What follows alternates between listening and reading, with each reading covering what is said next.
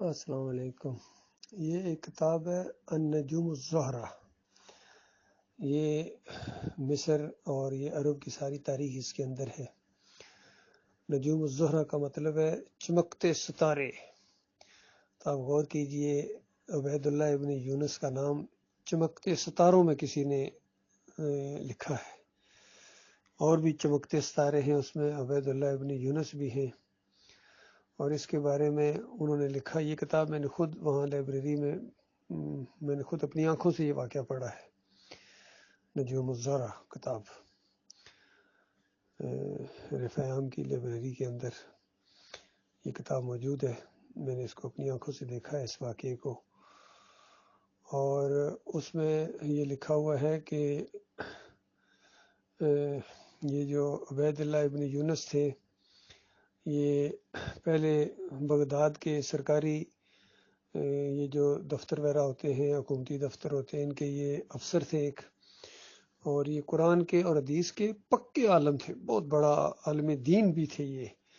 اور یہ جو ریاضی کے علوم ہوتے ہیں جس میں زمینوں کی پیمائش وغیرہ کا معاملہ ہوتا ہے، الجبرا، اس کے یہ بہت ماہر تھے۔ تو خلیفہ نے خوش ہو کے ان کی کارکردگی سے ان کو بغداد کا گورنر بنا دیا۔ جب گورنر بنتا ہے تو آپ کو پتہ ہے پھر گورنر راج، پاکستانی واقعہ میں گورنر راج کس کو کہتے ہیں۔ تو جب یہ گورنر بنے تو انہوں نے پھر بدلہ لیا ہے، اور دو کام ایسے کیے ہیں کہ جس کی وجہ سے کچھ عام عوام کی حمایت ان کو پھر نہیں رہی ہے، کیونکہ عوام تو ظاہری بات ہے پیر پرست اور یہ ہوتی ہے، یعنی شرک کی طرف جانے والی ہوتی ہے۔ تو اس دور میں یہ کیا نام ہے، چھٹی ہجری میں پانچویں صدی اور چھٹی کے درمیان، تو یہ ان کا تصوف زوروں پر تھا۔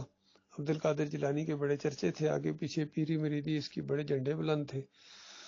تو لیکن یہ جب تک یہ سرکاری افسر تھا، ظاہر وہ تو کچھ نہیں کر پاتا تھا۔ جس طرح آج اگر کوئی افسر بن جائے، بے شک کسی بڑے ادارے کا بھی افسر بن جائے، تو لیکن بڑے بڑے چوروں ڈاکوؤں کو، پیروں کو اور مولیوں کو کیسے پکڑے گا؟ نہیں پکڑ سکتا۔ ہاں، جب اقتدار اس کے ہاتھ میں آ جائے تو پھر وہ خبر لے گا ان کی۔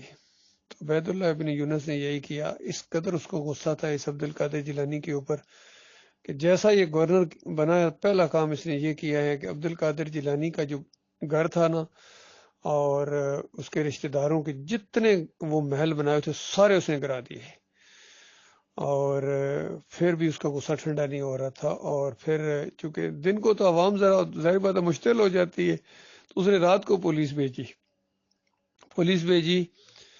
اور اس نے عبد القادر جیلانی کی قبر کو کھودا، اور اس کے اندر جو ہڈیاں تھیں نا اس کو نکال کے دجلہ میں جا کے پھینکا، اور اعلان کر دیا دوسرے دن صبح کہ یہ وقف کی زمین تھی، اوقاف کی زمین ہے، حکومت کی زمین ہے۔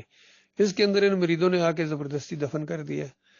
اس کی مثال بالکل ایسے ہے جس طرح پاکستان میں بھی جنرل ضیاء الحق کی میت کو حکومتی زمین وہاں جا کے فیصل مسجد کے قریب دفن کر دیا گیا تھا، حالانکہ قبرستان وغیرہ میں دفن کرنا چاہیے تھا، لیکن چونکہ حکومت اقتدار ہی نہیں کی تھی، یہ جو اسٹیبلشمنٹ ہوتی ہے، تو انہوں نے یہ کام کیا کہ وہاں دفن کر دیا۔ فیصل مسجد کے آتے میں اندازہ لگائی ان کو، اور پھر اس کے بعد ہر سال وہاں گیدرنگ ہونا شروع ہو گئی، ایک سیاسی وہ اڈا بن گیا، مذہبی اور سیاسی اڈا۔ اور اگر اللہ تعالیٰ نے یہ انتظام کروا دیا کچھ لوگوں سے، کیونکہ اللہ تعالیٰ اپنے دین کا کام کافروں مشرکوں سے بھی لے لیتا ہے، یہ ساری مثالیں ہیں۔ بینظیر کی حکومت آئی تو بینظیر نے کہا کہ اس کو کھیڑو ادھر سے، اس کو لے جاؤ اس کے آبائی گاؤں جدھر یہ کا تھا ادھر جا کے دفن کرو۔ اس وجہ سے وہ اڈا وہاں سے وہ کھیڑا ہے، ورنہ بہت بڑا وہ شرک کا اڈا بعد میں بنتا، اور ایک اس مذہبی اس کو کارڈ کے طور پر استعمال کرتے ہیں اجاز صاحب، ان کے بیٹے جو ہیں۔ تو یہ معاملہ ہوا ہے عبید اللہ ابن یونس کے ساتھ۔ آج کہتے ہیں یہ 12 سال کی کشتی زندہ کر دیتے ہیں، اور پاکستان میں بھی پکارو۔ مجھے یاد ہے کراچی میں ایک دفعہ جب یہ کیا نام ہے عراق کی جنگ کے دوران اخبار رضی بات روزانہ وہ خبریں آتی تھیں، تو میں وہ صبح جب واکنگ کے لیے جاتا تھا تو وہاں میں گیا تو اخبار کا جو بڑا سٹال ہوتا ہے وہاں عام طور پر لوگ کھڑے وہاں ذرا سرخیاں دیکھ رہے ہوتے ہیں، کوئی خرید رہے ہوتے ہیں، کوئی صرف سرخیاں ہی دیکھ لیتے ہیں، تو میں بھی وہاں کھڑا ہو گیا۔ تو اس دن وہ خبر بڑی ایڈنگ کے طور پر لگی ہوئی تھی کہ عبد القادر جیلانی کے جو میناریں اور دیوار ٹوٹ گئی بمباری سے۔ تو جتنے اور وہ جو بیچنے والا اخبار تھا وہ سبز پگڑی والا تھا. تو میں کافی لوگ کھڑے تھے تو مجھے موقع مل گیا. میں نے کہا یہ بھائی دیکھو ہم تو یہاں ہمارے پاکستانی پکارتے ہیں یا عبد القادر جیلانی المدد یا پیر دستگیر، تو اس کی اپنی دیوار ٹوٹی ہے، منارے ٹوٹ گئے ہیں، تو وہ اپنی حفاظت نہیں کر سکا، تمہاری کیا کرے گا؟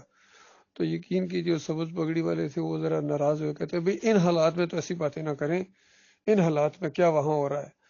تو میں نے کہا بھائی انہی حالات میں تو باتیں کرنی ہیں، ویسے کیسے پتہ چلے گا؟ ویسے تو پتہ نہیں کیا اس کو بنا دی ہے.